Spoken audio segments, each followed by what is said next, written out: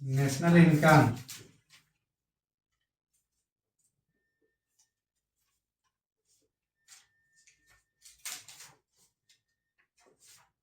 क्या होता है? जीडीपी क्या होता है बताइए, फुल फॉर्म।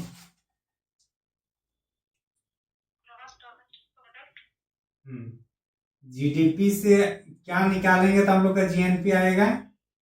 जब यहां से national sorry net income of foreign क्या है, नेट इनकम ऑन फैक्टर क्या है यार, कल बताया था ना, net factor cost on abode, यही था कि एनआईएफएम था, देखे तो एक बार कल वाला।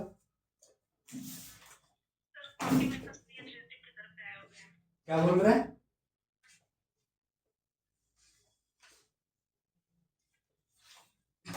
शॉर्ट में बताया था ना इंग्लिश वाला,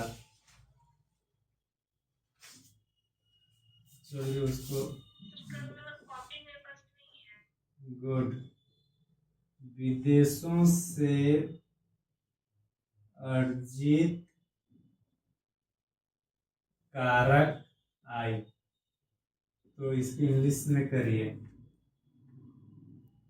और ये सकल होगा ना, यहाँ होगा सकल में होगा निवल, तो निवल के लिए नेट हो जाएगा, विदेशों से प्राप्त ना, विदेशों से के लिए एबोर्ड हो जाएगा, और ये फैक्टर इनकम एनआईएफ है, तो जीडीपी माइनस एनआईएफ करेंगे,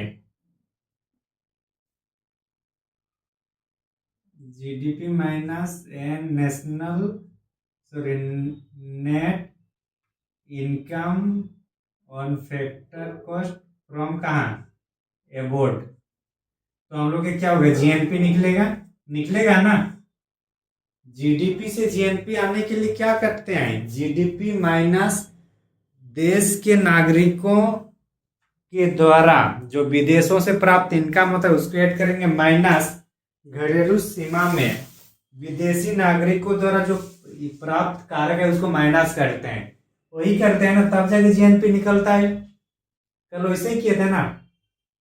और ये जीएनपी से अगर एनएनपी निकालना हुआ तो कल बताए थे कि ग्रॉस से जैसे निवल नेट, मतलब ग्रॉस से जैसे नेट में जाएंगे, सकल से जैसे निवल में जाएंगे, तो हम लोग को मूल्यह्रास करते हैं, तो मूल्यह्रास होगा तो क्या होगा, एनएनपी होगा, और एनएनपी जब ये एनपी जब फैक्टर कॉस्ट में होगा तो उसी को हम लोग क्या बोलते हैं, नेशनल इनकम, यही बताए थे ना कल,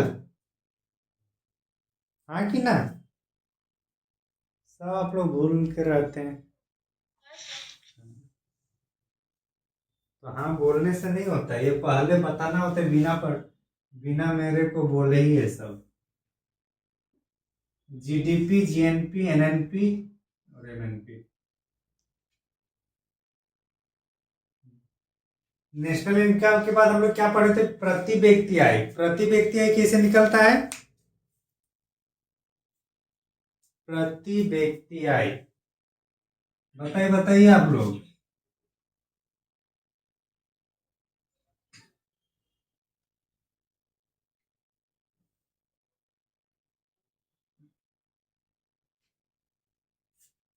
क्या हुआ, भूल गए क्या? नेशनल इनकम बाय जनसंख्या जितना भी है, नेशनल इनकम बाय कुल जनसंख्या ना,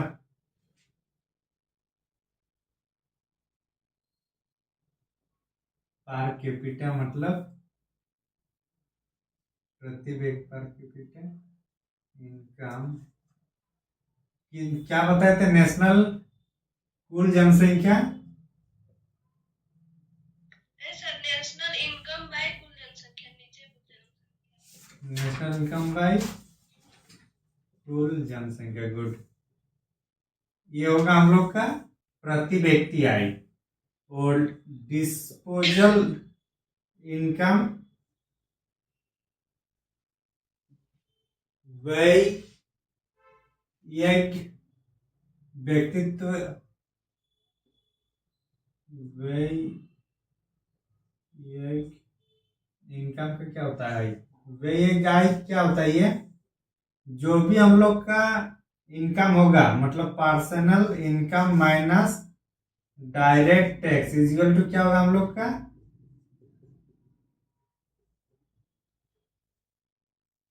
क्या होगा?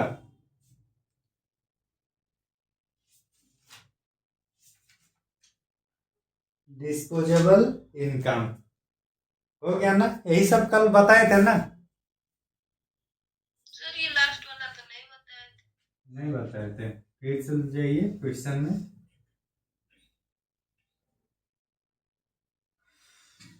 पर्सनल इनकम, पर्सनल इनकम क्या होता है?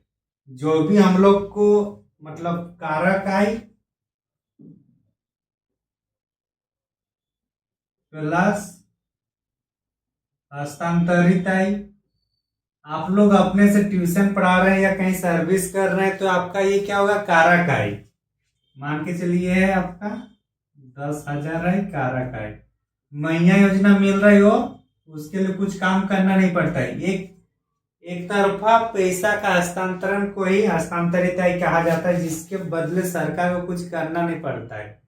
आप सरकार के कुछ काम कर रहे हैं क्या, जो आपको 2500 रुपया दे रही है सरकार? या बेरोजगार वालों को जो बेरोजगारी भत्ता दिया जाता है, या वृद्ध इन व्यक्तियों को जो वृद्धा पेंशन दिया जाता है, वो लोग सरकार लिए कुछ काम करते हैं क्या, जो इस टाइप से जिनको पेंशन या जो भी पैसा मिलता है? नहीं। तो उस टाइप से इनकम को हस्तांतरित आय कहा जाता है। और ये दोनों मिलाकर, कारक आय और हस्तांतरित आय मिलाकर क्या बोला जाता है? इसको पर्सनल इनकम, मतलब व्यक्तिगत आय। और जब व्यक्तिगत आय में से माइनस करेंगे हम लोग डायरेक्ट टैक्स,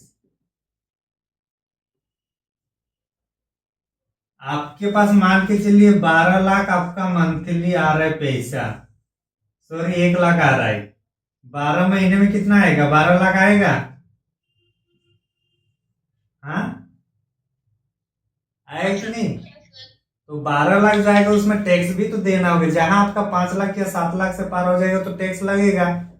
तो जो 7 लाख से ज्यादा होगा तो टैक्स लगेगा। तो ऐसी स्थिति में यहाँ इसको टैक्स भी देना पड़ेगा कि नहीं देना पड़ेगा? तो मान के चलिए 10 लाख ही ये यूज कर पा रहा है, बाकी 2 लाख जो है टैक्स में चला गया। 2 लाख डायरेक्ट टैक्स। तो जो टैक्स है वो तो आप अपने अनुसार यूज नहीं कर पा रहे हैं। आप कौन सा पैसा का अपने अनुसार यूज कर पा रहे हैं? 10 लाख। तो जो ये 10 लाख बचा वही आपका क्या होगा? क्या होगा? डिस्पोजेबल इनकम, व्यय योग्य आय। वैसे आय जिसको हम लोग व्यय कर सकते हैं, खर्चा कर सकते हैं। पढ़ाए थे ना कल? याद नहीं आ रही है? हाँ, गुड। तो कैसे बोले नहीं यार, पढ़ाए थे। और इसके बाद जो आएगा हम लोग का डीआई के बाद, वो आएगा सेविंग्स, कि आप कितना सेविंग्स कर पा रहे हैं। तो कल तो यही पढ़े थे ना, जीडीपी, जीएनपी, एनएनपी। एनएनपी जब फैक्टर कॉस्ट में होगा तो क्या होगा? फैक्टर कॉस्ट में होगा तो एनएनपी जब फैक्टर कॉस्ट में होता है तो इसको हम लोग बोलते हैं नेशनल इनकम। नेशनल इनकम के बाद हम लोग पढ़े पर्सनल इनकम भी देखे। उसके बाद डी क्या है? डिस्पोजेबल इनकम, जो भाई इसके बाद आएगा तो सेविंग्स। इतना ही है ना? इतना हम लोग पढ़े हैं कि नहीं पढ़े हैं कल के क्लास में?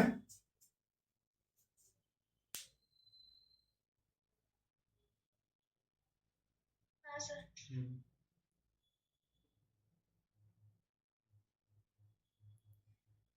कहीं डाउट किसी को?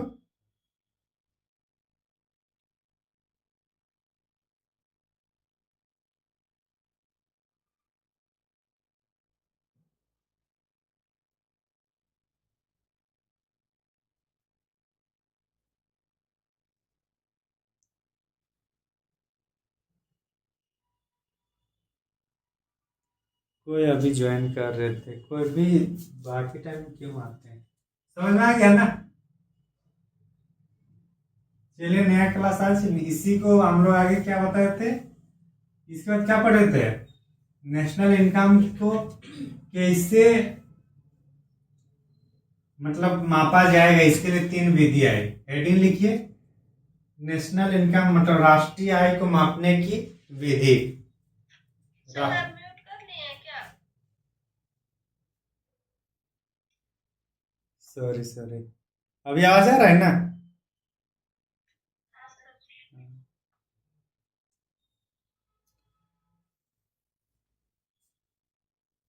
राष्ट्रीय आय को मापने की विधियां, राष्ट्रीय आय को मापने की विधियां।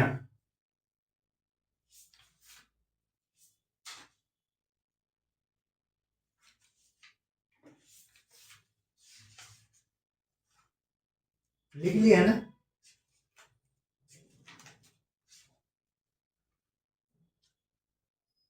Yes sir.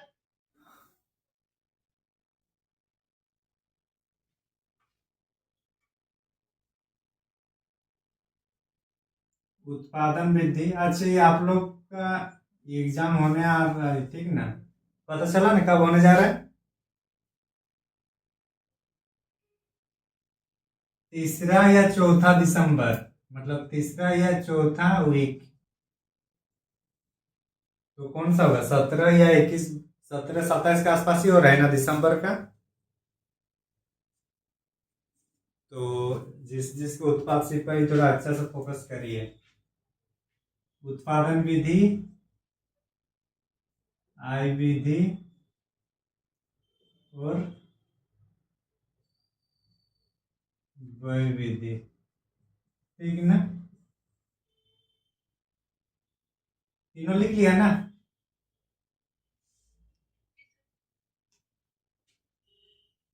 उत्पादन विधि का मतलब है कि इकोनॉमिक्स में जब भी हम लोग पढ़ेंगे ना, आय हो या व्यय हो या जो भी हो, उसके लिए 4 फैक्टर हमेशा याद रखना है। कौन कौन से 4 फैक्टर है, पहला भूमि, भूमि, श्रम, मजदूरी या श्रम, तीसरा पूंजी, पूंजी, और चौथा उत्पादकता, उद्यमशीलता, मतलब जो रिस्क लेने की जिसके पास क्षमता होती है, एंटरप्रेन्योरशिप। तो उत्पादन विधि जो होगा, तो उत्पादन विधि जो उत्पादन कोई भी प्रोडक्ट करेंगे तो उसके कच्चा माल का कुछ पैसा होगा कि नहीं होगा, कुछ मजदूरी के लिए दिया जाएगा कि नहीं उसको उत्पादन करने के लिए, हाँ कि नहीं। अरे जो भी मान के चलिए कुछ स्टील, हम लोग स्टील से कुछ बनाएंगे या कुछ भी हम लोग जो प्रोडक्ट्स बनाएंगे, तो प्रोडक्ट्स बनाने के लिए रॉ मटेरियल मांगेंगे तो उसमें पैसा देंगे कि नहीं देंगे, जो काम करेगा उसको पैसा देंगे कि नहीं, मजदूरी देंगे। जहां से पूंजी, या तो अगर हम लोग बैंक से उधार लिया है कोई कंपनी के मालिक, तो उनको इंटरेस्ट देंगे कि नहीं देंगे। और जो रिस्क लिया इतना बड़ा, जो स्टील बेच रहा है टाटा स्टील, तो टाटा स्टील को अपना फायदा रखेगा कि नहीं रखेगा। हाँ, तो ये सब करने के लिए जितना खर्चा आया, और ये कौन और किसके लिए, जब पूरी तरीके से अंतिम वस्तु के रूप में वो निकल जाता है मार्केट से, जैसे वो कंपनी से बाहर निकलेगा, तो उस उत्पादन को उसको बनने में जितना खर्चा आएगा, वो टोटल खर्चा को मिलाकर उस देश का उस वर्ष का राष्ट्रीय इनकम हम लोग मानेंगे। ये एक विधि है, समझे, समझे कि नहीं समझे।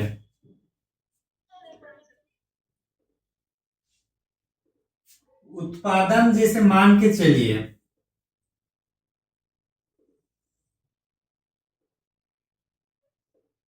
कोई देश है, देश के अंदर कुछ भी चीजों का उत्पादन होगा कि नहीं। सिंपल हम लोग झारखंड में है तो हम लोग स्टील को ये करते क्योंकि यहाँ स्टील ज्यादा प्रोडक्शन होता है। तो अगर टाटा स्टील जैसे वो क्या करते हैं, स्टील बनाता है, या फिर टाटा मोटर्स देखिएगा तो क्या वो गाड़ी बनाता है कि नहीं बनाता है टाटा मोटर्स। तो अगर गाड़ी बना रहे टाटा मोटर्स, तो वो टाटा मोटर गाड़ी बनाने के लिए स्टील लाएगा कि नहीं लाएगा, कच्चे माल के रूप में लाएगा सर। लाएगा। तो उसमें पैसा देंगे कि फ्री में आएगा, तो कुछ खर्चा होगा। अब जो वहाँ काम करेंगे मजदूर, उनको पैसा देंगे कि नहीं देंगे, मजदूरी मजदूरी देंगे। मजदूरी देने के बाद भले भले हम और आप जैसे लोन लेने से डांटते हैं, लेकिन जितने भी बड़े बड़े उद्योगपति है, भले वो लोग के पास करोड़ों अरबों पैसा हो, लेकिन छोटा छोटा बिजनेस अगर चालू करेंगे तो लोन से करते हैं। किससे करते हैं वो लोग, लोन से। तो लोन अगर लेंगे तो क्या होगा, उसमें इंटरेस्ट देंगे कि नहीं देंगे, उनको भी देंगे। या फिर अगर लोन नहीं ले रहे, पूंजी में आपका ये पैसा भी होता है और तकनीक भी होता है। तो मान के चलिए कोई अच्छा नया तकनीक लाया टाटा स्टील, तो जहां से टेक्नोलॉजी आ रही है उसको भी तो कुछ पैसा दिया जाता है। ऐसे कोई अपना टेक्नोलॉजी देगा क्या, नहीं देगा। तो कितना, तो स्टील के लिए, मजदूरी के लिए और पूंजी के लिए ब्याज, और अपना भी तो बेनिफिट रखेगा। तो इस तरह जितना भी हो रहा है हम लोग का उत्पादन से संबंधित जितना खर्चा आएगा, उसको हम लोग उस देश का क्या बोले, हम लोग नेशनल इनकम के रूप में भी देखते हैं। समझ में आ रहा है, मतलब उत्पादन करने में जितना खर्चा आ रहा है एक वस्तु को बनने के लिए, समझे।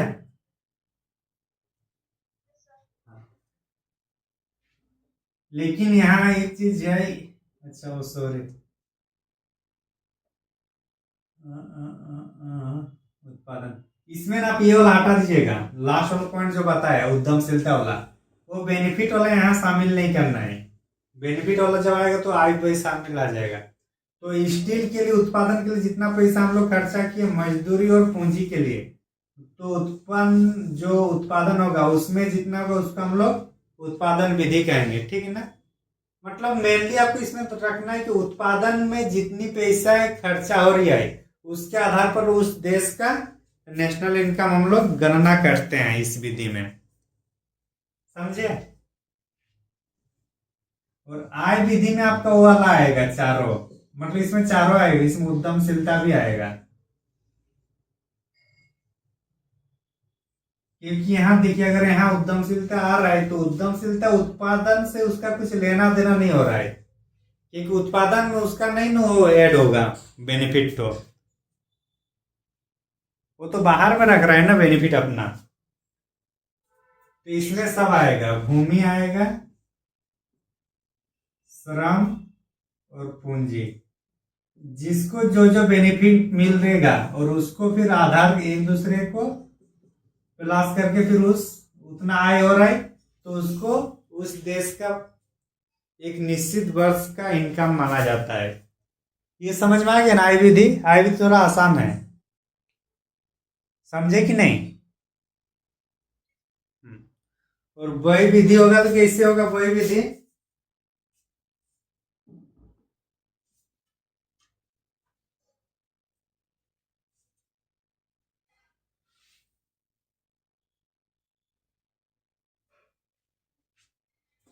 वही विधि मतलब इससे क्या पता चल रहा है कि हम लोग कितना खर्च कर रहे हैं, हम लोग या सरकार, हम लोग जितना खर्च करेंगे उसी को हम लोग आधार मानेंगे ना नेशनल इनकम का।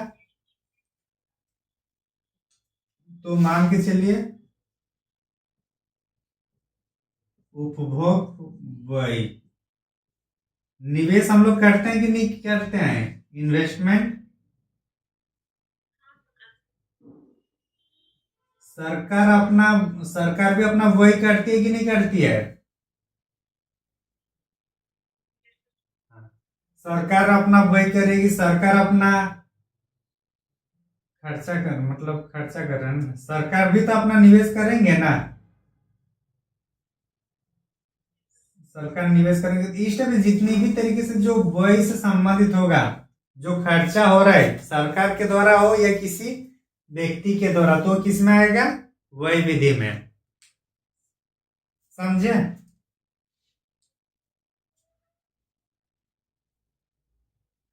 ये 3 विधि है हम लोग का नेशनल इनकम को जानने के लिए। नेशनल इनकम के लिए जो बेस ईयर होगा वो 2012-13 है। बेस ईयर कितना है?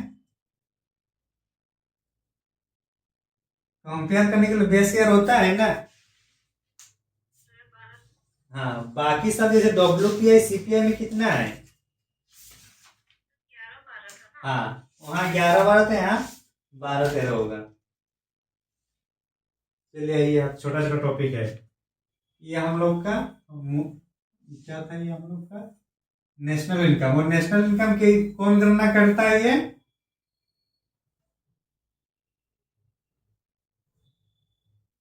कौन?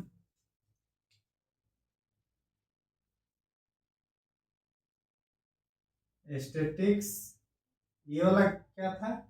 CPI कौन करता है?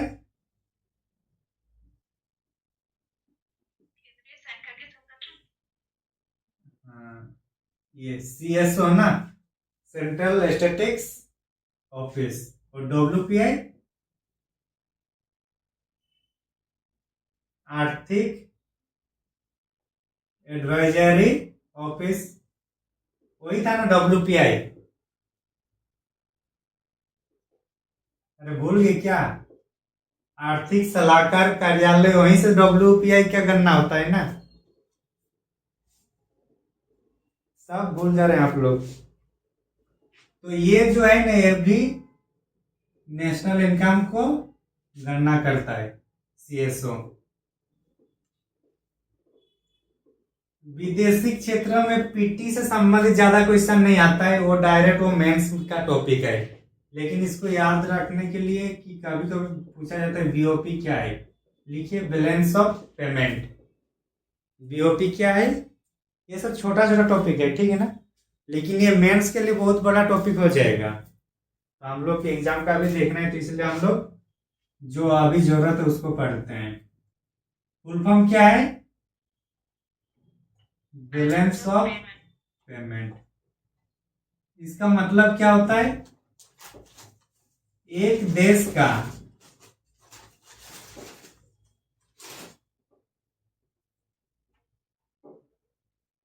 विश्व के अन्य देशों के साथ एक वित्तीय वर्ष में जितना लेन देन होता है उसको हम लोग क्या बोलते हैं? Balance of payment. लिख लीजिए। मतलब बैलेंस ऑफ पेमेंट क्या है? किसी देश का विश्व के शेष देशों के साथ एक वित्तीय वर्ष में होने वाले आर्थिक लेन देन को बैलेंस ऑफ पेमेंट कहा जाता है। बैलेंस ऑफ पेमेंट कहा जाता है। सर रिपीट कीजिए ना। किसी वित्तीय, देखिए अलग अलग बार रिपीट करेंगे तो अलग अलग टाइप से आएगा, बस मेन पॉइंट क्या है उसको समझना है। किसी वित्तीय वर्ष में एक देश का विश्व के शेष देशों के साथ, मतलब विश्व के अन्य देशों के साथ जो वित्तीय लेन देन होगा उसी को हम लोग BOP कहते हैं, बैलेंस ऑफ पेमेंट। किसी निश्चित वित्तीय वर्ष में एक देश का दूसरे देशों के साथ आर्थिक लेन देन को ही बैलेंस ऑफ पेमेंट कहते हैं। समझे?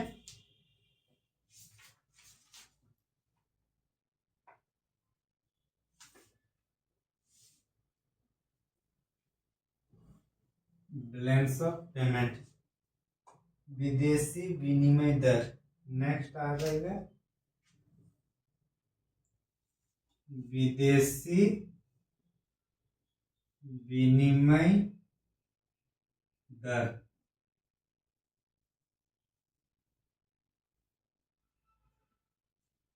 और एक होगा हम लोग का विदेशी व्यापार।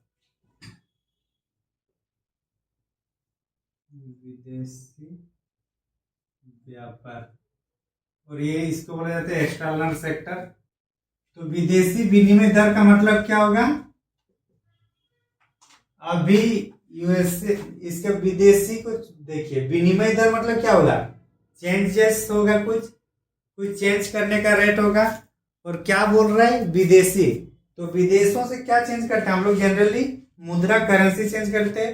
हम लोग रुपया देते हैं, उधर से हम लोग को डॉलर मिलता है। होता है कि नहीं होता है? या फिर अभी इंटरनेशनल में क्या डॉलर से ही ज्यादातर होता है, लेकिन अगर आप चाइना में जाइए तो लोग अपना करेंसी में फोकस करता है। या फिर भारत और कुछ कुछ देशों ने भी अपना रुपया को एग्रीमेंट करके लेन देन करता है, हम लोग का अपना करेंसी और बाकी देशों का अपना करेंसी। तो उस टाइप से जो विनिमय दर होता है, जैसे अभी $1 इक्वल टू कितना है? 80 है। कितना रुपया है अभी? तो मान के चला 80 रुपया है। एक कुवैती दिनार इक्वल टू 240 के आसपास माने, इतना होता है 240 रुपया। तो सबसे बड़ा दुनिया का इसी को माना जाता है, कुवैती दिनार।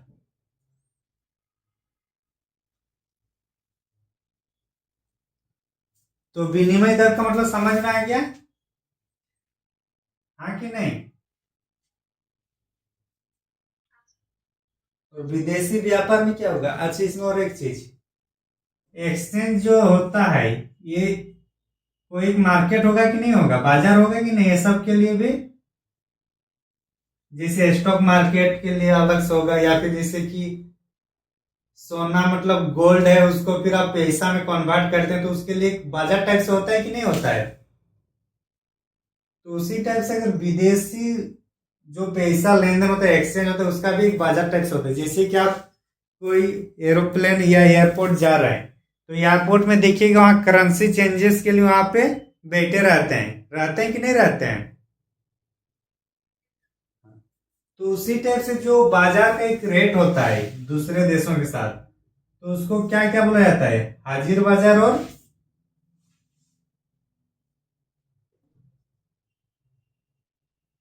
हाजिर बाजार, और एक होगा हम लोग का क्या बोल रहे हैं, वायदा बाजार। वायदा बाजार, हाजिर बाजार का मतलब अभी जिस रेट पे अभी एक्सचेंज होगा उसको क्या बोलेंगे? एट ए प्रेजेंट टाइम। अभी जो हम लोग का एक्सचेंज रेट है वो हाजिर बाजार है। और फ्यूचर में जो ये किया जाता है कि हाँ उस चेंजेस अभी के अभी मान के चलिए अभी जो रेट है ये फिक्स है। इसी रेट के आधार पर कोई कोई व्यक्ति क्या करता है ना, बहुत पहले से वो लोग ये डील कर लेते हैं कि आपसे मैं इतना पैसा लूंगा, उसके बदले इतना पैसा दूंगा, और उसका फिक्स मतलब अभी डेट फिक्स हो जाता है, ये उस अमुक दिन से ये मतलब लेन देन होगा, और उसका कितना पैसा लेन देन करना है वो भी इसी टाइम इसी डेट में फिक्स हो जाएगा, भले उस टाइम पैसा कम हो या ज्यादा हो। तो उसको वायदा बाजार कहा जाता है, जो फ्यूचर में एक्सचेंज होगा। समझ में आया वायदा बाजार? अब जैसे हाँ, अभी कोई बोलता है कि चलो अभी पैसा नहीं है, लेकिन उस टाइम पे मैं इसी रेट पे लूंगा, जो डेट फिक्स किया जाएगा, तो उसको हम लोग क्या बोलेंगे? वायदा बाजार। समझ में आया? हाजिर बाजार और वायदा बाजार।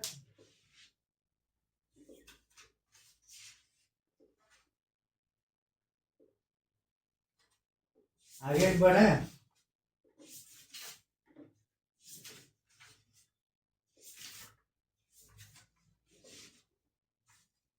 हाजिर बाजार और ये हो गया ना,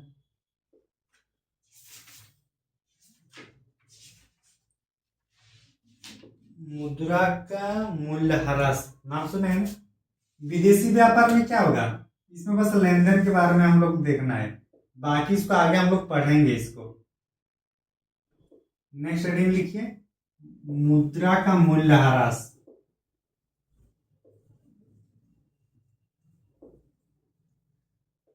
दिसंबर से हिस्ट्री स्टार्ट हो जाएगा, ठीक ना? और इकोनॉमिक्स में ज्यादा दिक्कत है नहीं। और मुद्रा का मूल्यह्रास, कह रहे मुद्रा का मूल्यह्रास। मूल्यह्रास का मतलब क्या है? पहले जो उसका वैल्यू था उस वही वैल्यू रहेगा या उससे कम होगा? कम होगा। पहले $1 इक्वल टू मान के चलिए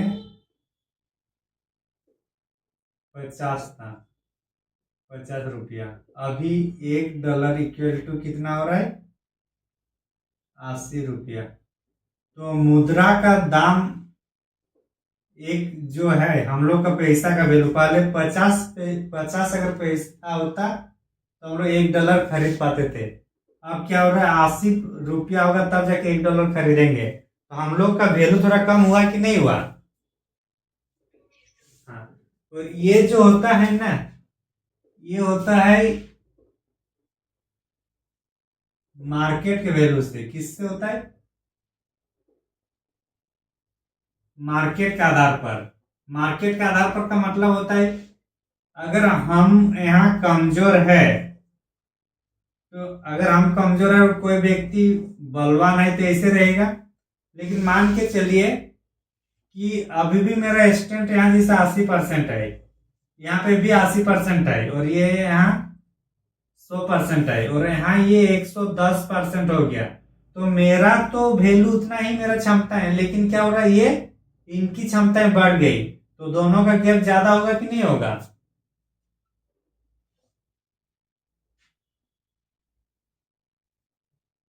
इसमें गैप कितना हो रहा है? 20। इसमें गैप कितना हो रहा है? 30 हो रहा है। तो मतलब क्या है? हम लोग की तुलना में ये हम लोग तो पहले से वैसे ही, लेकिन ये लोग स्ट्रांग हो गए। तो ये लोग अगर स्ट्रांग हो गए इधर वाला पक्ष, तो उसमें हम लोग का तो कुछ भागीदारी नहीं है ना, वो मार्केट से शुरू हुआ। तो इस टाइप से जब मार्केट के माध्यम से अगर किसी मुद्रा का मूल्यह्रास होता है, जैसे पहले हम लोग $50 थे, अब 80 रुपया हो गया प्रति डॉलर, तो क्या हुआ? हम लोग का पैसा का मूल्यह्रास हुआ, लेकिन इसमें हम लोग का पैसा कमजोर नहीं हुआ, बल्कि जो डॉलर है वो थोड़ा स्ट्रॉन्ग ज्यादा हो गया। जैसे यहाँ 100 था तो यहाँ 110 वो हो गया, जबकि हम लोग यहाँ पे भी 80 थे और यहाँ पर भी 80 ही है। तो स्ट्रॉन्ग हो गया, जिसके कारण हम लोग का थोड़ा वैल्यू और कम हो गया। समझ में आ रही बात? तो इस टाइप से जो ऐसी स्थिति होगा उसको बोलते हैं मुद्रा का मूल्यह्रास।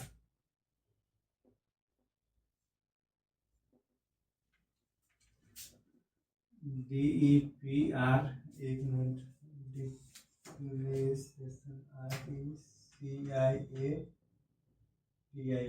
इसको डिप्रिसिएशन भी बोला जाता है।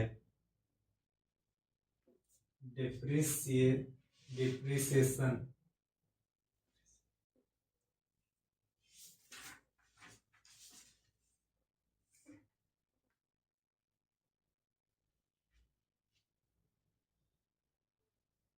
मुद्रा का अवमूल्यन।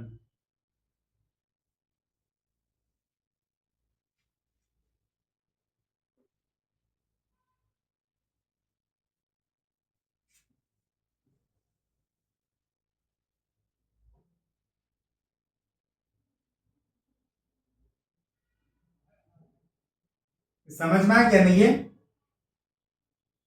कोई व्यक्ति पहले से, हम लोग पहले से बेरोजगारी है, कोई व्यक्ति क्या हुआ? नौकरी वाले हो गया, उसका और प्रमोशन हो गया, तो वो क्या हुआ? अपना लेवल को बढ़ाया। लेकिन ये तो बेरोजगार तो अभी भी, पहले भी था और अभी भी बेरोजगारी है। तो ये वो केस चल रहा है। लेकिन अवमूल्यन में क्या ये कौन कर रहा है? ये खुद ये छोटा नहीं हो रहा है, बल्कि मार्केट इसको छोटा किया जा रहा है। परिस्थितियां इस पर इसको छोटा इंगित किया जा रहा है परिस्थितियों के अनुसार।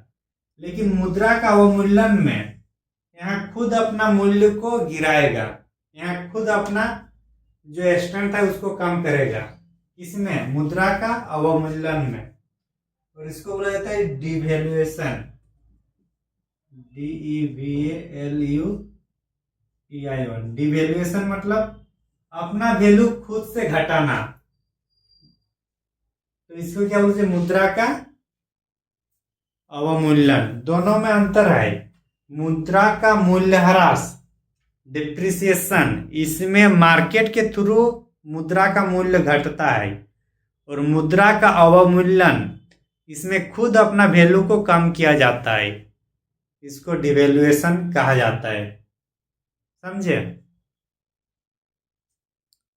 सेम तो यहीं पे हम लोग इसमें देखते हैं फिर से, क्या है? इसमें 80 ही है और इसमें क्या 110 है उस केस में। अब ये भी 110 ही रहेगा, कितना रहेगा 110 है, लेकिन ये खुद अपना वैल्यू घटा के क्या कर देगा, इसको 60 कर देगा। तो अपना वैल्यू इसमें घटा कि नहीं घटा? तो जब अपना वैल्यू खुद से घटेगा, अपना वैल्यू खुद से कम करेगा तो उसको डिवैल्यूएशन कहेंगे। और जब मार्केट से होगा तो मूल्यह्रास। इसको याद रखने का तरीका है, मूल्यह्रास से एम करिए और एम से मार्केट, और मार्केट मतलब हमारे आसपास की परिस्थितियां। इसका इंग्लिश से याद करना है डिवैल्यूएशन। वैल्यूएशन मतलब अपना वैल्यू बढ़ाना और अपना वैल्यू घटाना, तो डिवैल्यू हो गया ना। तो एक चीज है, दोनों समझ में आ जाएगा ना। ये जेपीएससी लेवल का क्वेश्चन यहाँ बनता है, उत्पाद सिपाही में नहीं बनेगा, टेंशन नहीं लेना है। हाँ, लेकिन उत्पाद सिपाही चाहे तो ये बना सकता है कि मुद्रा का मूल्यह्रास में मुद्रा का मूल्य घटता है, बढ़ता है या समान रहता है, तो क्या होगा? मुद्रा का मूल्य घटता है।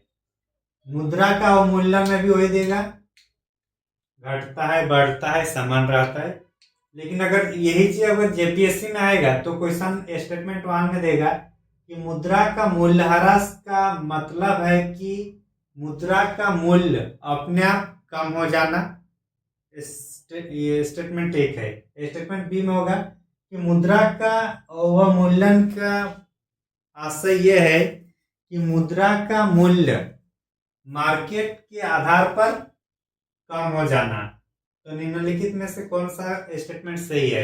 पहला या दूसरा या दोनों गलत है? उसमें बोला, तो खुद का वैल्यू कम।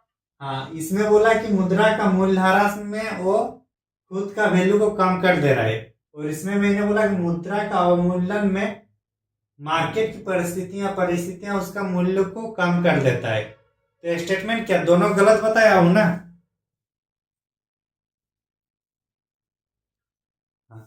तो उस टाइप से पकड़ना है। चलिए आइए, मुद्रा हो गया, मुद्रा का अवमूल्यन हो गया। 1991 का आर्थिक सुधार। आर्थिक सुधार कब हुआ है?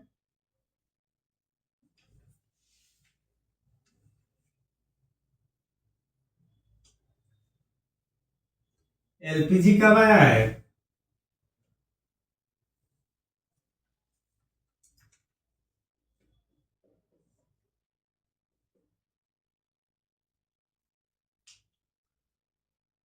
एलपीजी 1991 के आसपास में हुआ है, जिसको आर्थिक सुधार भी कहा जाता है।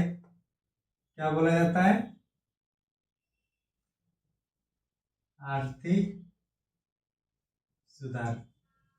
एल से लिबरलाइजेशन मतलब उदारवादी, पी से प्राइवेटाइजेशन मतलब निजीकरण, और जी से ग्लोबलाइजेशन मतलब वैश्वीकरण।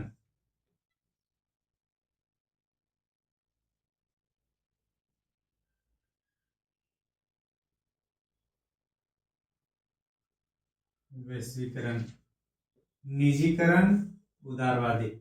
उदारवादी का मतलब हो रहा है कि 1990 या 91 के पहले क्या होता था कि जो भी कंपनी आते थे उसको बहुत सारे पेपर वर्क करना पड़ता था, बहुत सारे पेपर में उसको परमिट लेना पड़ता था।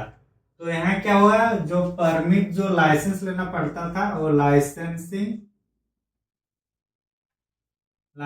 पद्धति को सरल या खत्म किया गया इसके तहत। अभी आपको मान के चलिए कि केसीसी लोन लेने जा रहे हैं, तो केसीसी लोन में देखिए बहुत सारा साइन करवाना पड़ता है, लेकिन वही सब चीज उसको कम करने के लिए क्या 2-3 साइन करके भी तो हो सकता है ना। या फिर अभी कोई कंपनी बनाना चाह रहे हैं तो अभी कम से कम इन्वायरमेंट वाला करना ही पड़ता है कि इन्वायरमेंट पे इसका क्या प्रभाव पड़ेगा। लेकिन जब पहले बनवाना होता तो बहुत सारा वहां पे परमिशन लेना पड़ता था, लेकिन अब क्या होगा, वो परमिशन कम हो गया।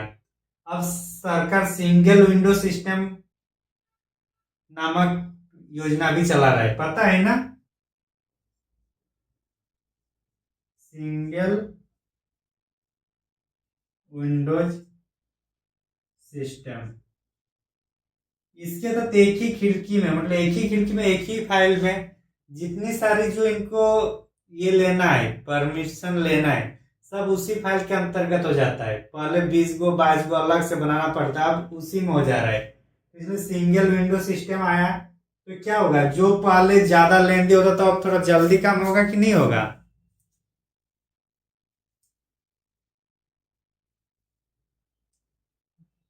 क्या हुआ, होगा कि नहीं होगा? हाँ, तो इसी को क्या बोला जाता है, लाइसेंसिंग। निजीकरण।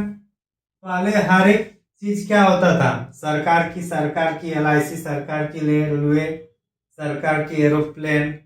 अभी क्या है, धीरे धीरे उसको प्राइवेटाइजेशन किया जा रहा है कि नहीं किया जा रहा है? अभी रेलवे का भी परिचालन को छोड़कर सब प्राइवेटाइज किया गया है। अभी जितना भी मॉन्यूमेंट्स है, चाहे लाल किला हो या ताजमहल हो, पहले ये सब सरकार के अधीन था। अब उसको देखरेख करने के लिए अब कोई कॉन्ट्रैक्ट दिया है, कोई वेंडर दिया है। ये सब क्या है, निजीकरण को लाया गया। पहले क्या था, सरकारी ज्यादा था, अब इसमें क्या होगा, निजीकरण हो गया अब। और इसी के लिए फिर नहीं तो निजीकरण का अलग अलग माध्यम होता है, जैसे PPP, जिसमें पार्टनरशिप होगा पब्लिक का भी और प्राइवेट का भी, तो ये भी एक प्रकार का निजीकरण है। वैश्वीकरण। पहले हम लोग का, चूंकि ये भारत से संबंधित ही है, तो जैसे हम लोग आजाद हुए 1947 में, तो उसके बाद हमारी आर्थिक स्थिति इतनी सक्षम नहीं थी, और इतना हम लोग का ना तो उद्योगपति में इतना सक्षम थे कि वो लोग विदेशों कंपनियों से टक्कर ले सके। तो वहाँ क्या हुआ कि विदेशी जो वस्तु आता था उसको कम करने के लिए टेरिफ या नॉन टेरिफ लगाया जाता था, तो उसको हटाकर सभी देशों का जो भी मतलब अच्छे अच्छे क्वालिटी वाले हैं या कम दाम में आएगा, उसको एक दूसरे देशों में मतलब फैलाना है।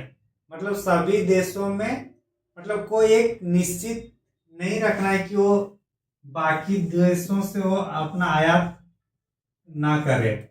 ये क्यों लागू किया गया, क्योंकि जब भारत के पास बहुत कम दिन के लिए पैसा था, डॉलर था, तो उस टाइम भारत को IMF में साइन करना पड़ा था, उधार लेना पड़ा। किससे? इंटरनेशनल मॉनेटरी फंड से। तो वहां पे शर्त ये था कि हम आपको ऋण तभी देंगे जब हम हमारे मार्केट को, हमारे वस्तु का अपने एरिया में बेचने दोगे। कौन? IMF। और IMF का मतलब USA है, और IMF का मतलब जो उस टाइम के जो समृद्ध देश थे। तो समझ में आ गया वैश्वीकरण क्यों लाया गया है? वैश्वीकरण नहीं लाया गया कि बाकी पहले हम लोग, जैसे अभी मान के चलिए, टेरिफ का मतलब क्या होता है उसको पहले देखिए। ये मान के चलिए भारत है, ये सॉरी ये चीन है, और ये भारत है। अगर यहां से कोई वस्तु आएगा तो कहीं सीमा रेखा से अंदर ही जाएगा ना, या बाहर से डायरेक्ट वहां कहीं पे भी दुकान में आ जाएगा, पहुंच जाएगा? सीमा रेखा से होते हुए ही जाएगा ना। तो यहाँ मान के चलिए अगर यहाँ 70 रुपया कोई वस्तु का दाम आ रहा है, तो भारत, और भारत में जो मेड इन इंडिया चल रहा है वो मान के चलिए 90 रुपया का, उसी का सेम प्राइस आ रहा है। तो 70 और 90 को कम करने के लिए क्या करे, यहाँ के आम आदमी 70 रुपया वाला ही खरीदेगा। खरीदेगा कि नहीं खरीदेगा? खरीदेगा। तो अगर ऐसे खरीदने लगेंगे तो भारत का मार्केट डाउन जाएगा कि नहीं जाएगा? तो ये 70, जैसे 70 रुपया गया ना, इसको बोलेगा आप 40% आपको पैसे एक्स्ट्रा देना होगा। यहाँ जैसे एंट्री करिएगा, मेरे को 70 का 40% दो या 50% दो, मतलब उसके दाम के हिसाब से। अगर 50% कर देगा तो कितना, 25 बढ़ रहा है, तो कितना होगा ये, 95 होगा।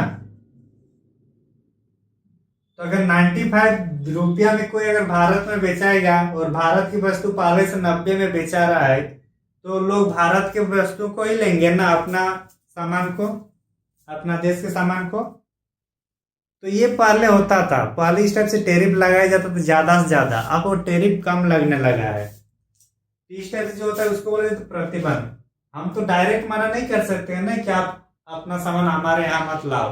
हम लोग कैसे टैरिफ और नॉन टैरिफ लगाकर हम लोग रोकते थे। तो वो वही चीज हमें बोला कि अगर हम आपको लोन तभी देंगे भारत सरकार को जब आप अपना जो पॉलिसी है विदेश नीति या आर्थिक नीति उसमें सुधार करिएगा।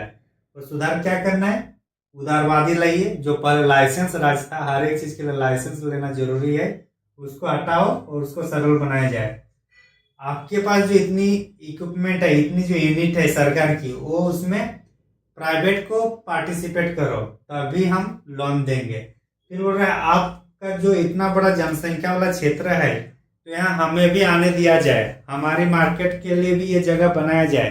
इसलिए वैश्वीकरण को लाया गया, भूमंडलीकरण। तो ये समझ में आ गया ना एलपीजी लाने का मकसद क्या था?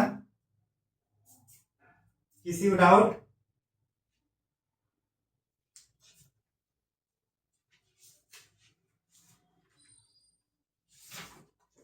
आगे चलें।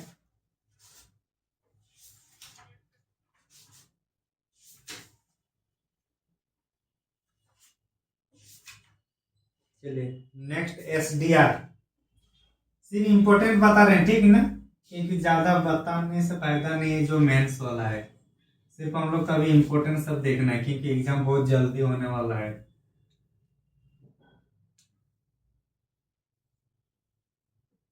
एसडीआर स्पेशल डी से drawing, special drawing rights, DRAWING drawing rights. SDR का फुल फॉर्म क्या है? Special drawing rights. समझे?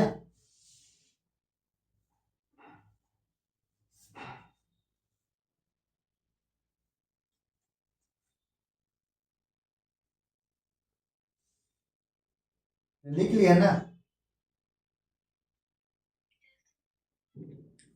तो एसडीआर क्या है ना कि ये आईएमएफ का है। डायरेक्ट क्वेश्चन पूछा जाता है कि एसडीआर किसका पार्ट है, तो किसका पार्ट है? ये आईएमएफ का पार्ट है, इंटरनेशनल मॉनेटरी फंड। तो क्या होगा कि यहाँ पे 5 देशों की मुद्राओं को लिया जाता है और वहां से उसका एवरेज निकाला जाता है और उसके आधार पर एसडीआर जारी किया जाता है। मतलब एक प्रकार का ये काल्पनिक मुद्रा है, काल्पनिक मुद्रा है। और किसका? ये आईएमएफ का। तो इसमें यूएसए का डॉलर रहेगा। यूएसए का क्या है? डॉलर। जापान का क्या है? येन होता है नहीं, क्या होता है जापान में? येन। यूएसए का डॉलर, जापान में येन। बाकी फ्रांस में क्या होता है?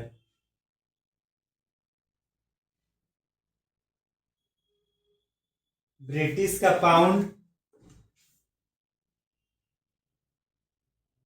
ब्रिटिश का पाउंड। यूरो का क्या होगा? यूरो किसका होता है? यूरोपियन नेशन का यूरो होता है ना। 1 2 3 4 और एक क्या बच गया जी? चाइना बच गया क्या? डॉलर, हाँ, रिंग मिनवे।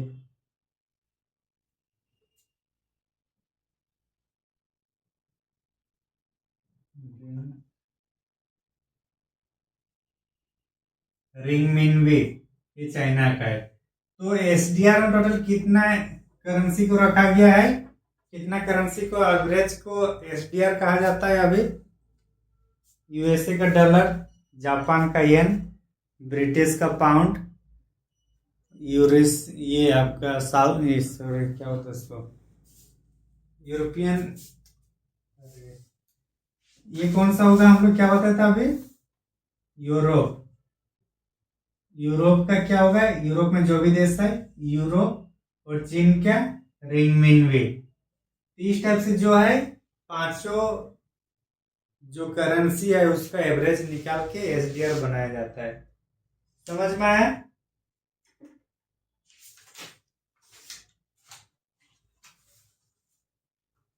नेक्स्ट, यूएसए का डॉलर, जापान का येन, चीन का रिंगमिनवी, ब्रिटिश का पाउंड और यूरोप का यूरो। मिटा दे ना।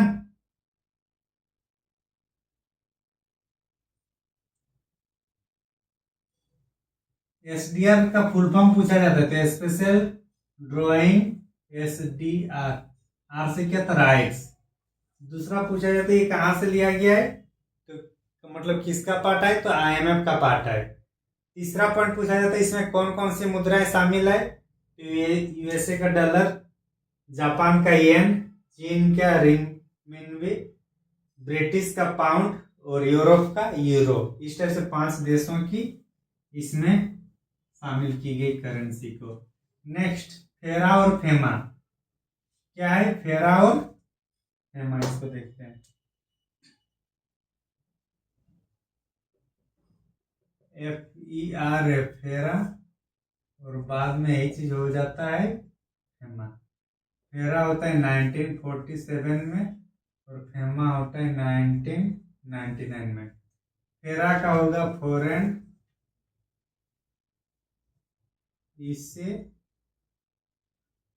Exchange, foreign exchange regulating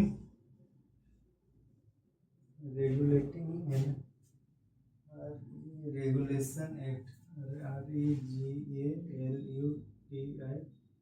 regulation act, ये फॉरेन एक्सचेंज रेगुलेशन एक्ट। और ये होगा आपका FOREI फॉरेन एक्सचेंज क्या मैनेजमेंट, हाँ मैनेजमेंट एक्ट। समझ में आ गया? मतलब क्या, फॉरेन एक्सचेंज को रेगुलेट करने के लिए, फॉरेन एक्सचेंज मतलब विदेशी मुद्रा की विनिमय दर या जो भी उसको लेन देन करने के लिए जो एक्ट लाया गया 1947 में, उसको क्या कहा गया, फेरा, फॉरेन एक्सचेंज रेगुलेशन एक्ट। और उसी चीज को इसमें एक्चुअली क्या होता है ना, इसमें अगर किसी को गलती, कोई गलत मिलता है इसमें, तो उसको सजा में क्या क्या होता था, जेल भी हो सकता था और आर्थिक जुर्माना भी, आर्थिक जुर्माना और जेल दोनों। इसमें जो सजा है इसको थोड़ा कम कर दिया और यहाँ केवल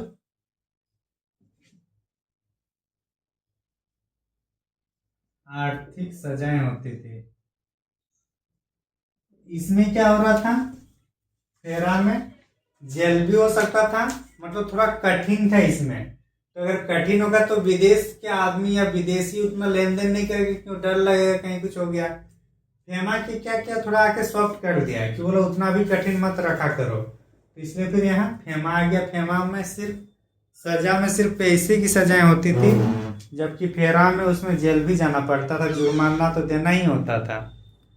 समझ में आ रहा है बात, फेरा और फेमा में? अब ये इतने आने के बाद हम लोग आते हैं विदेशी व्यापार। मिटा देना।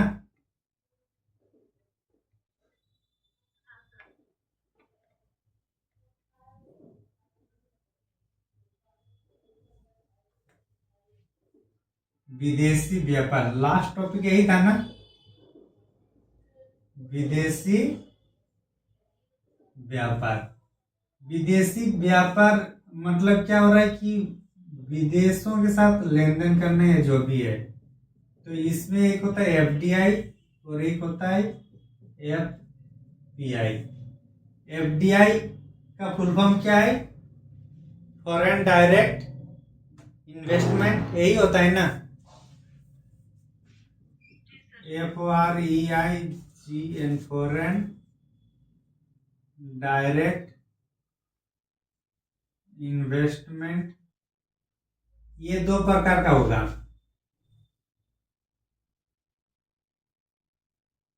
ग्रीन और एक ब्राउन,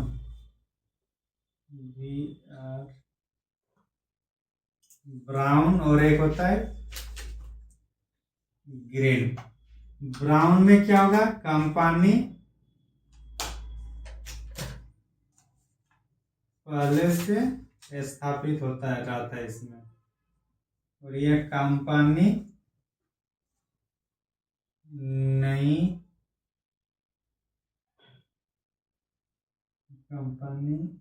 नहीं बनती। एफडीआई का फ्री, ये ब्राउन में अगर मान के चलिए कोई कंपनी है, किसी कंपनी में अगर 10% या इससे कम अगर इन्वेस्ट किया जाता है तो उसको हम लोग बोलते हैं ब्राउन एफडीआई। और किसी कंपनी की इन्वेस्टमेंट में अगर 10% या इससे ज्यादा इन्वेस्ट किया जाता है तो उसको बोला जाता है ग्रीन इन्वेस्टमेंट। समझ में आ गया? मतलब जो पहले से कंपनी है और वहां अगर 10% से कम, उस कंपनी का 10% से कम अगर ये कोई आदमी या कोई कंपनी उसको पैसा दे रहा है तो उसका हम लोग बोलेंगे ब्राउन एफडीआई, मतलब विदेशी से अगर फंडिंग होगा तो। लेकिन अगर कोई कंपनी है उसमें अगर उसका कुल पैसा अगर 10% से ज्यादा एफडीआई विदेशी कंपनी उसमें पार्टिसिपेट कर रहा है तो फिर वो एफडीआई को उसको ग्रीन एफडीआई कहा जाता है। समझे? ये समझ में आ गया ना, ब्राउन और ग्रीन।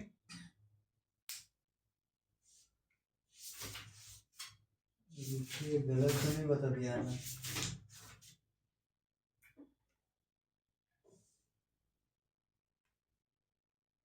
एफडीआई,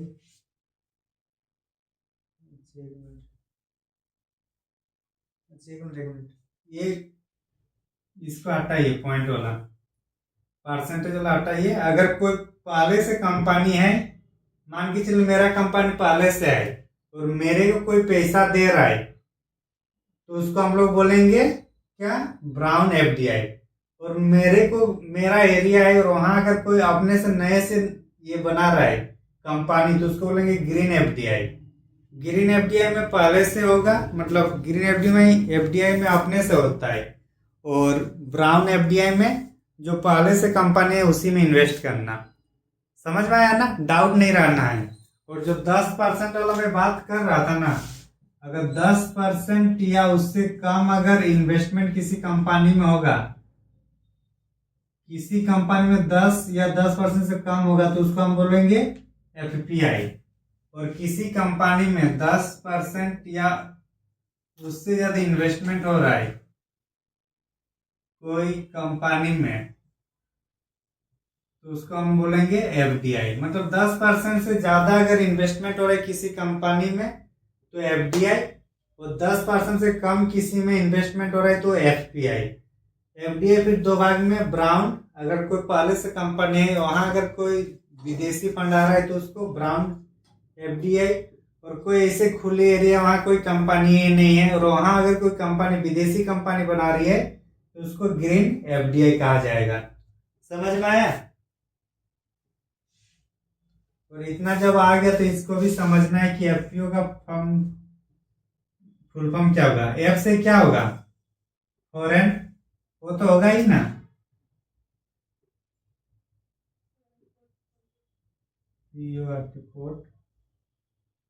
पोर्टफोलियो स्पेलिंग क्या होता है, portfolio, FOLIO, portfolio investment, foreign portfolio investment. और यहीं से फिर निकल जाता है कौन सा, FII, जो कल पढ़े थे, फॉरेन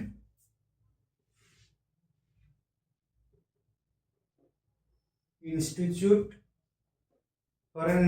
ऑफ इन्वेस्टमेंट, FII कल पढ़े थे हम लोग ना। तो विदेशी व्यापार में हम लोग को इतना पढ़ना है, FDI और FPI। समझ में आया?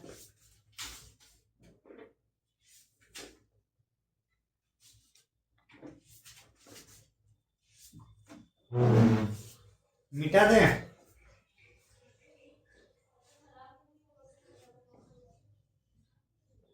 कुछ डाउट है क्या?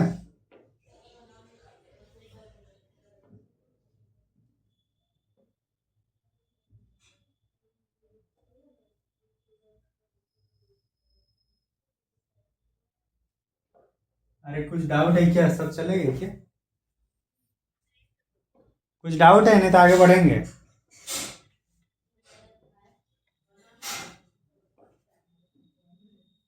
कुछ नहीं करना है, छोटा छोटा टॉपिक है।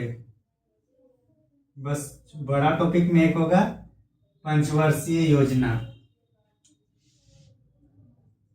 SEZ। लिखिए स्पेशल इकोनॉमिक जोन, इसका फुल फॉर्म। इतना ही इम्पोर्टेंट है, स्पेशल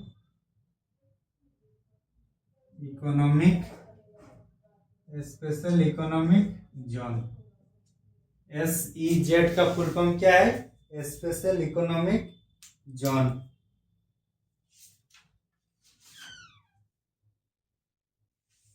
हो गया?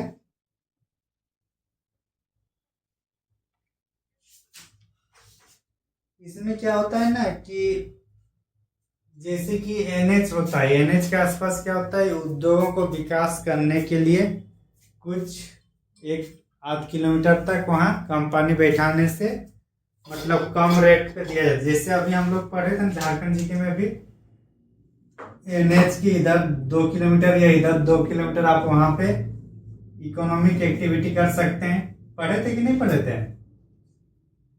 2 किलोमीटर या 3 किलोमीटर होगा, याद नहीं आ रहा होगा आप लोग को। तो उसी टाइप से कोई एक क्षेत्र होगा जहाँ पे स्पेशल क्षेत्र होगा सिर्फ और सिर्फ आर्थिक गतिविधियों के लिए, उसी को SEZ कहा जाता है। और CEZ होगा तो क्या होगा?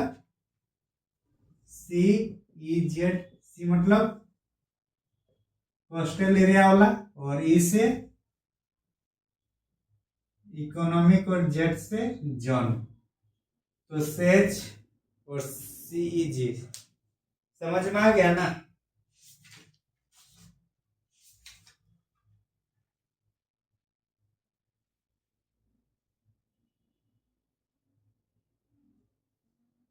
लिखिए फिर PTA।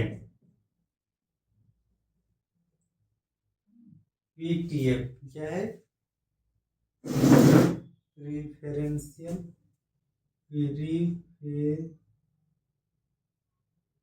प्रिफरेंशियल ट्रेड एग्रीमेंट, और FTA free trade agreement.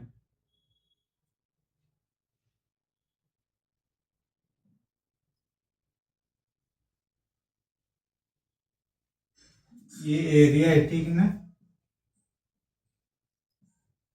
Preferential trade area PTA, और FTA फ्री ट्रेड एग्रीमेंट।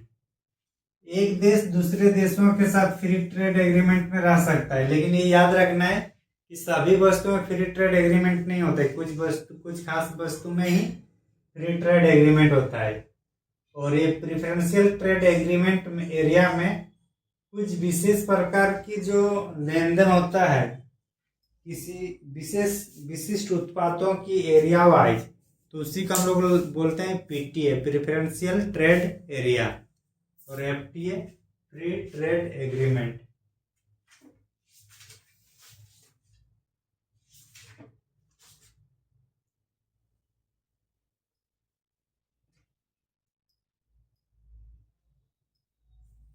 हो गया?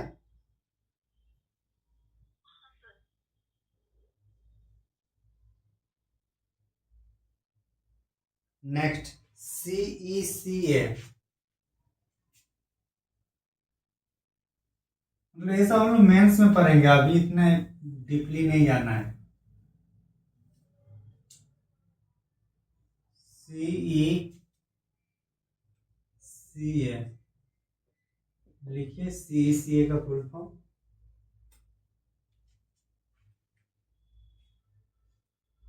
comprehensive economic cooperation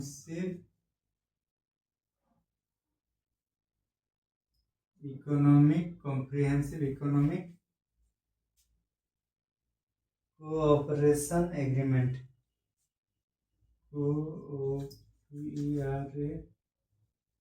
cooperation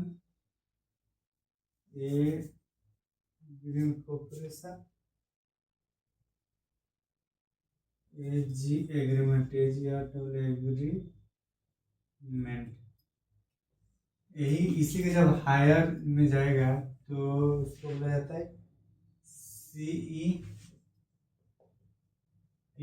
सी से कॉम्प्रिहेंसिव इकोनॉमिक पार्टनरशिप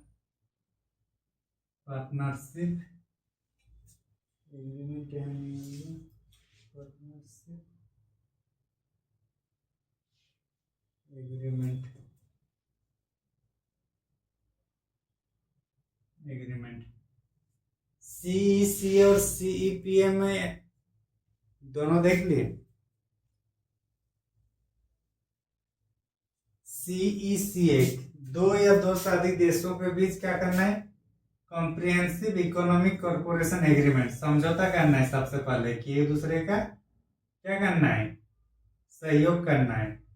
और जब सहयोग करेंगे तभी ना एक दूसरे का अभी मित्रतापूर्ण आएगा। तो उसका नेक्स्ट जो प्लान होता है वो होता है CECMA।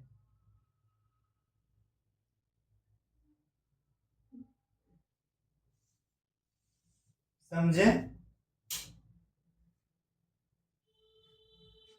ये शुरुआत इसी से होता है। कोई भी दो देशों का जो अर्थव्यवस्था में जो बॉन्ड या जो भी एग्रीमेंट होगा, CECA होता है पहले, उसके बाद CEPA होगा।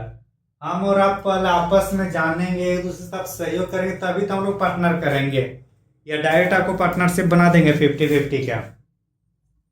कोई व्यक्ति डायरेक्ट किसी को पार्टनरशिप में बना लेता है क्या? नहीं। अपना रूम भी शेयर नहीं करते हैं तो पार्टनरशिप कहाँ बनाएंगे? तो इसलिए कब जब जान पहचान, जब सहयोग होता है एक दूसरे का, जब लगता है कि हाँ मेरे सुख दुख में वो आते हैं, काम आते हैं, तब लगता है कि चलो इनके साथ पार्टनरशिप कुछ करते हैं बिजनेस में। तो इसलिए पहले सहयोग से पता चलता है, उसके बाद पार्टनरशिप किया जाता है। समझ में आ गया ना? तो इस तरीके से हम लोग का ये टॉपिक विदेशी क्षेत्र, एक्सटर्नल सेक्टर कंप्लीट हो गया। टॉपिक का नाम विदेशी क्षेत्र था, ठीक ना? आज का जो हम लोग कल के बाद जो शुरू किए थे, विदेशी क्षेत्र, एक्सटर्नल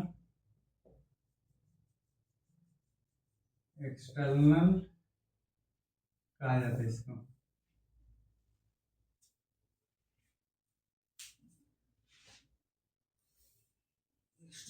क्या बोला जाता है, थोड़ा देख लेते अच्छा से, एक बार देखिए आप लोग। एक्सटर्नल सेक्टर, हाँ सेक्टर, समझ में आ गया ना? कल एक चैप्टर इस टाइप से खत्म हो जाएगा और इस टाइप से 2-3 दिन। आज कितना हुआ? 26 तारीख ना, 30 तारीख तक खत्म करना है ना, इकोनॉमिक्स।